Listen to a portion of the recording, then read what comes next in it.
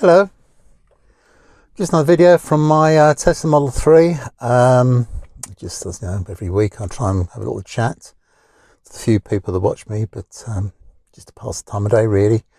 Talking about electric cars and the price of them and how good they are. Obviously I'm a bit biased, but still. People say when they compare the price of electric cars to the same type of car, if it's diesel and petrol. But there's the thing about electric cars, they are expensive. I think they are too expensive. I don't think the batteries have come down a lot in price, and I don't know why they're quite as expensive as they are. But when fossil car people compare the prices, they always compare the base model petrol or diesel car with the price of electric car, which isn't quite right, because you should be comparing this is this Tesla Model 3. I suppose a comparable petrol or diesel car would be a BMW Model 3, but not the BMW BMW 3 Series. But not the basic BMW 3. You should be comparing it with the top of the range BMW 3. And that price comparison is pretty close. So electric cars not looking so dear after all when you compare it with the correct comparison. You shouldn't be comparing it with the lowly one. You should be comparing it with the top of the range one, whichever, it's BMW, Ford, Audi, whatever. You should be comparing it with the upper model, not saying look at the price of this electric car compared with the base model. That's not really very fair. Another thing about electric cars, which nobody seems to mention too much, so I think I'll have a chat, is physics. Now, I'm no physics expert. I'm not an expert on anything. But the one thing is for certain, that electric cars have their battery in the floor. Now, this car's got a battery about 300-400 kilograms, which is the model you've got, but that's a lot of weight.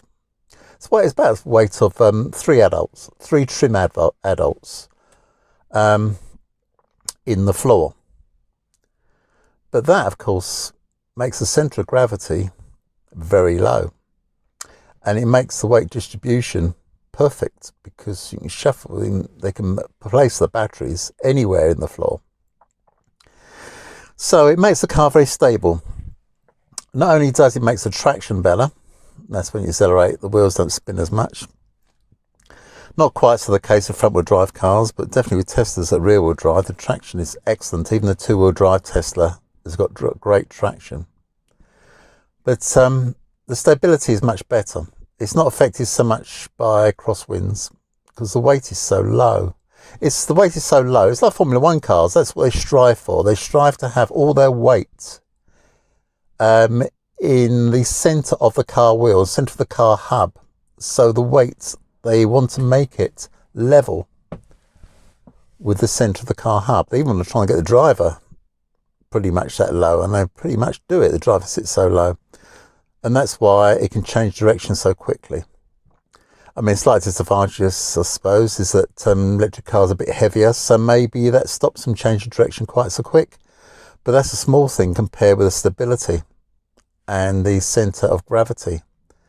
And another thing is, small electric cars, say, I don't know, what's the new ones that have come out? The new Vauxhall and the new, the Renault Clio's, Renault Zoe's been around a while. They all, of course, got their batteries in the floor, bringing down the centre of gravity. Now, a petrol or diesel car, the centre of gravity is not so good because the engine's not flat. The only car that's got a flat engine, which makes it rather desirable, is like a Porsche Boxster or a Porsche 911, because they've got a flat engine, because that's their desire, is to make the centre of gravity low. And electric cars just do it by the nature of the vehicle. The batteries are low in the car. But there's a spin-off advantage to this. Not only are they just generally better and more stable, if you've got a smallish vehicle and you've got 4 adults in it, the centre of gravity has gone crazy. I mean, it messes up an electric car and they've got weight on the floor. But having 4 adults in a fossil petrol or diesel car, in a small car, you could say that car is actually becoming a rather unstable. You should be driving, if you've got 4 adults in a car, and this is where a lot of sad accidents where kids go out in their 4-seater car with their mates, 4 of them in that car is not so stable. It's not so stable. The centre of gravity has gone crazy. As I say, the centre of gravity goes crazy if you had 4 people in a smallish electric car, but a fossil car, it's big time. The centre of gravity is really, really bad in a fossil car. Having all that weight so high, it does make the car unstable. And I can't think of any warnings on any car that say, if you've got 4 adults in the car, take more care, because your car is now not as stable as it was. So, just a thought. I've never heard of it anywhere else. It's just a thought that 4 adults in the car's not so stable. If you've got an electric car, it's more stable, but still not as stable as it is if it was driving around empty. That would be best. If all cars drive around with nobody in it, they'd be far more stable. But so that's just my thought for the day. Beware of 4 adults. Beware of 4 adults in your car when you're going on holiday and you've got a roof box on, pile on the agony. Your car is really getting, especially if it's a light, small car, is really getting unstable. And if you're in a habit of doing that, I think you really should get an electric car, because at least you've got some ballast in the floor balancing the weight. It should also apply to when you're towing with an electric car, because the stability of an electric car is nothing to be sneezed at. And when you drive electric all the time, you tend not to think about it anymore. But it is a big deal, a big deal. Get that weight down, have that weight in the floor, and you'll have a more stable, happier life and a more stable, happier vehicle. You've got to get that weight in the floor. As I say, 300 kilograms for decent sized adults in the floor, rather than have the petrol or diesel engine sticking up at the front.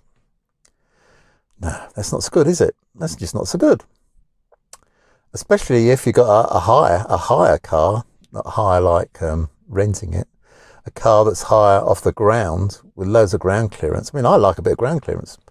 So it's essential to get an electric car if you want a bit of ground clearance. I mean, you see some cars, some trucks jacked up. Well, no stability at all.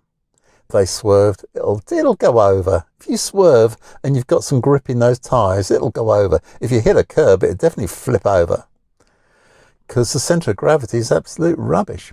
Now, here's a car. I shouldn't really slag it off, but I feel I might.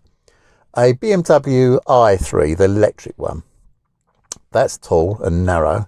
The only way it gets away with being tall and narrow is because the batteries are in the floor.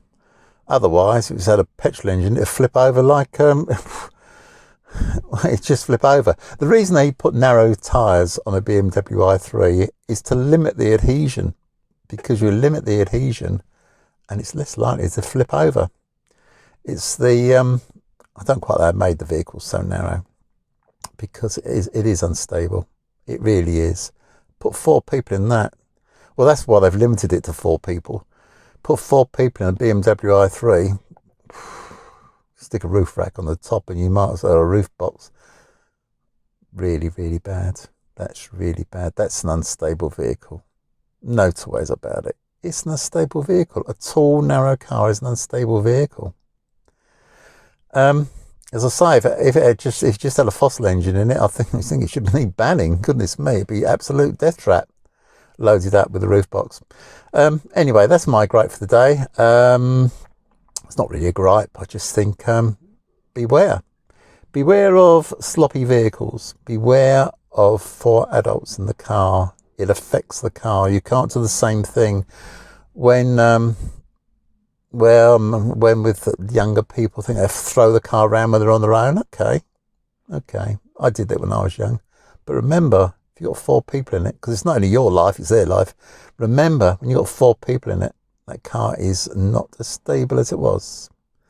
No road tester, no one I've ever seen, tests the car with 4 adults in it. I've never seen it. I've never seen on Top Gear them go around the track with 4 adults in the car. Anyway, that's my moan for the day. And it's sunny, and we're sort of in lockdown, but not a big deal lockdown, and everybody's out on the road. The roads are really busy, and so that's the way it's going to go. I think we're living with the plague, and that's about as far as we can get, really. I should do another chat later this week about other things that happen in the world, because I've run out of time, and 10 minutes, 11 minutes is plenty. So I'll see you soon. Have a good one. Bye-bye.